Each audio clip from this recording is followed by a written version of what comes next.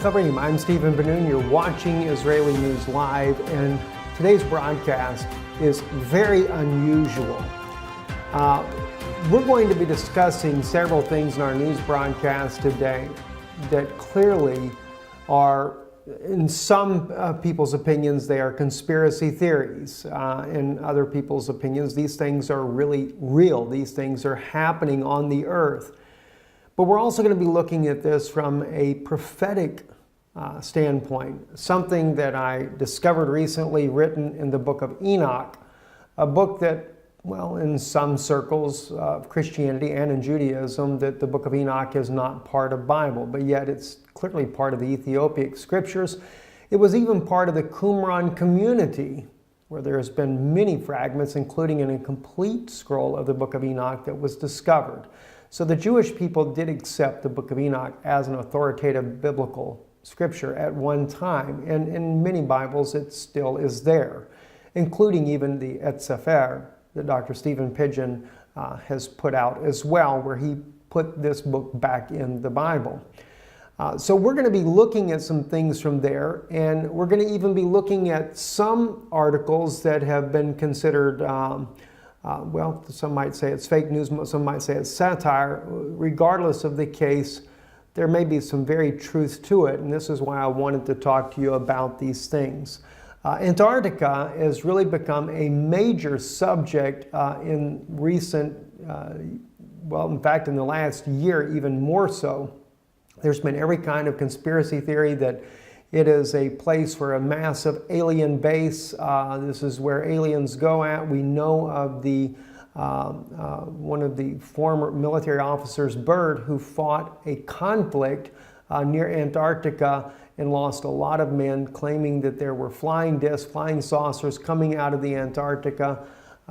And just there's all kinds of evidence that is legitimate evidence that clearly seems to show that the Antarctica is certainly a base of some sort. The Germans also, under Adolf Hitler, had a base down at Antarctica. There's all kinds of things that are going on in this region of the world, and this year, or actually last year, when the election, John Kerry himself disappeared down to the Antarctica during the very day of election. But what was really strange is that when John Kerry went down there, he goes to New Zealand right afterwards, and there was a massive earthquake inside of New Zealand. I'm going to share with you, you can see some of the images here on this article here from the New York Times. They'll show you some of the images of the earthquake itself. 7.8 magnitude earthquake. The earthquake was very, very shallow, and in one article that we saw that would probably be considered satire, that they have written and stated that the reason why the earthquake happened was because John Kerry did a last-ditch effort and went down to Antarctica to try to meet with the, well, as they put it there, he was meeting with the Guardians. And the Guardians had rejected his plea to put Hillary Clinton in the White House. Instead, Donald Trump would become the next president of the United States. Now, I realize that it sounds so far-fetched, sounds so crazy, in fact, to even think of that. And then, of course, they said that the earthquake at New Zealand, where he went immediately after the Antarctica visit, was a warning to him not to come back again. Well, that's what they also said in the article. Those of you that remember, here is a picture here of the Patriarch Kirill. Patriarch Kirill is also the head of the Eastern Orthodox Church, who went also to Antarctica on a very unexpected trip after he met with Pope Francis in Cuba. And Pope Francis gave him a secret document. Never was revealed exactly what was in the document, but it was the first time the two leaders of the both East and Western Orthodox churches had met together to try to mend their relationship. He goes to South America afterwards, and then the unexpected trip to Antarctica. Well, the question is, why did he go to Antarctica? Well, in one article here, the Ark of Gabriel, Antarctica, Russia, and the Apocalypse, speaks about how that the Russian government had actually moved a mysterious ark that was discovered at Mecca underneath the ground there and was brought out. Many people died in the process, according to the article's claim here, and that Russia did a special movement of this ark down to Antarctica. Now, again, whether we would say this is just a bunch of garbage or if it's really true or not, I'll just leave that up to you. But maybe what I'm going to share with you in a few minutes might weigh in on your thinking. So I do ask you, just kind of bear with me a little bit here while we discuss these things here. Anyway, at Mecca, if you remember, I believe it was last year, there was a quote-unquote stampede. And the news reported that some 701 case, 717 people were killed in this stampede.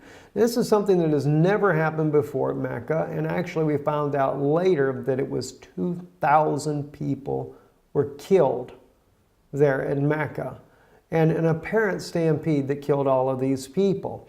Well, not according to some of the articles there. In fact, as you can see this crane here that is toppled, that what was actually going on at Mecca was an excavation of this strange ark called the Ark of Gabriel, that according to the article here, this was something that Muhammad had said, had prophesied about. And this was buried here beneath this very place, and they were working on trying to bring it out, and some type of plasma release was done, and it caused the death of all these people. Again, is this just conspiracy theories? Is it fabricated? Who really knows? But one thing that is a fact, though, is there was a Russian ship, a scientific ship, headed to Antarctica, and that ship did stop at the port there in Saudi Arabia, supposedly to take on supplies. Well, as you know, Saudi Arabia is not necessarily the greatest friend of Russia, but they did it anyway, right? So then, after that, the ship goes to South Africa and then on to Antarctica. So they did stop and pick something up in Saudi Arabia. So maybe the article has got some truth in it after all. And then right after this ship goes to Antarctica, this is when Kirill suddenly goes down there to visit the one and only Eastern Orthodox Church at the Antarctica. So just too many strange things are happening. And a lot of people just write it off as conspiracy theories, you know, these things about aliens and you know, all this stuff going on in Antarctica. This is just a bunch of nonsense to begin with. Well, you know, I always I looked at these things and I think, wow, that's pretty interesting. I will tell you though, this article here that you're seeing now in English, this article did appear in the mainstream Russian media as well. We did a report on this back months ago, and I was trying to find the actual report I did on it. Could not find it to save my life there. But I wanted to share that with you, and if you look back, maybe you can find it yourself. But when we did the report on this, we used Russian media, mainstream Russian media, that does not look at this as being just a fabrication. They actually reported it as real news, and that yes, indeed, Russia did do a secret mission down to the Antarctica and had taken a thing called the Ark of Gabriel. So there is a Russian news source out there that does not look at this as some kind of conspiracy. And it went much deeper than what this article goes into it. We shared that with you once before. But then something caught my attention the other day. As you can see on your screen now, this is the book of Enoch. I was reading in the first book of Enoch, chapter 18. And this is where the angel Uriel is taking Enoch and showing him some very interesting things. And I'm going to share with you some of the words that I read here in Enoch, and then you'll see why it became very interesting to me. If we go down to, say, verse 4 and begin there, it says, "And I saw the winds which turned the sky and caused the disk of the sun and all the stars to set. And I saw the winds on the earth which support the clouds. And I saw the path of the angels. I saw at the end of the earth the firmament of heaven above. And I went towards the south." Okay, so he goes to the end of the earth. And he speaks about going towards the south. "And it was burning day and night, where there were 7 mountains of precious stones, and 3 towards the east and 3 towards the south." Now, I begin to think about this. He's talking about 7 mountains, but 3 go to the east and 3 go to the south. And he's talking about going towards the south. And I'm thinking to myself, okay, and he's talking about it being that it burns day and night. It was burning day and night. In other words, the sun is not setting. And I'm thinking to myself, well, the South Pole, that describes the South Pole like no other place on Earth. The sun just doesn't really ever set. It's always daylight. And so it really caught my attention. But then he mentioned about the 7 mountains. And of course he talks about the stones, etc. But then he says east and 3 go to the south. Well, that really got my attention. So I thought to myself, okay, is there a place down at the Antarctica that would kind of match this type of description? Well, oddly enough, there is. It's Mount Vincent.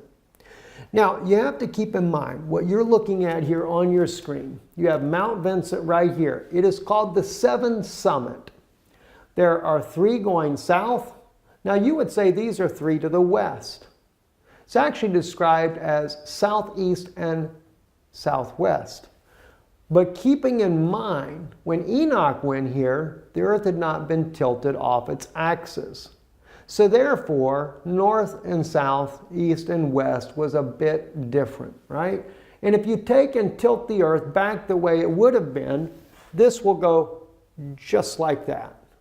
And then you would have the 3 peaks, as it speaks about here, and we have the summit here, 3 peaks here. Those would go down to the south, just as he describes, and these here, the 3, would go to the east, just as he describes there. The 7 mountains, the 7 summits, and 3 to the east and 3 to the south. That really began to make sense. But the words here in Enoch get a little bit more strange though. And as I read on, it says, and those towards the east were of colored of stone and was of pearl, and one of a healing stone, and those towards the south of a red stone. And the middle one reached to heaven like the throne of the Lord, and stibium, and the top of the throne was a sapphire. And I saw a burning fire, and what was in all the mountains. Now, keeping in mind, the middle one was the tall one. And of course, at Mount Vincent, that's exactly the way it is. Mount Vincent is the tallest mountain. Now, I can't say that this is conclusively correct. I'm putting this here before you as a conjecture, something for you to think about, just something that I find very fascinating in line with all these anomalies that are happening at Antarctica, all the weird things that are going on.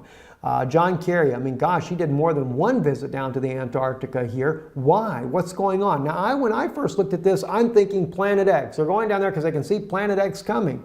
All right? And maybe that has something to do with it as well. But what about some other things? I'm going to share with you some very serious things also that are going on down there that have been claimed by former military officers. Okay, so just hold on for a second here. It says, and I saw a place there beyond the great earth. There the waters gathered together, and I saw a deep chasm of the earth with pillars of heavenly fire, and saw among them fiery pillars of heaven, which were falling as regards both height and depth. They were immeasurable. And beyond this chasm, I saw a place, and it had neither the sky above it, nor the foundation of earth below it, and there was no water on it, and no birds, but it was a desert place. Now, I'm sure now when you read this part here, well, that throws that out. Must have been out in Saudi Arabia somewhere. Maybe not. Maybe not, guys. Let's take a look at something else here that's very, very interesting.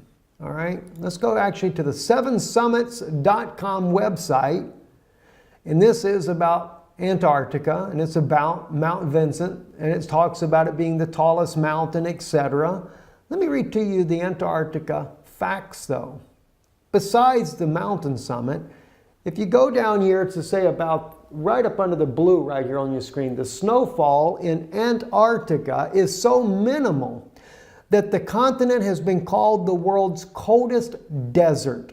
The interior receives less than 3 centimeters, in other words, less than 1 inch of precipitation a year, making it the driest continent on Earth. The Antarctic dry valleys in Victoria Land are among the driest places on Earth. Some scientists believe that no rain has fallen there for 2 million years.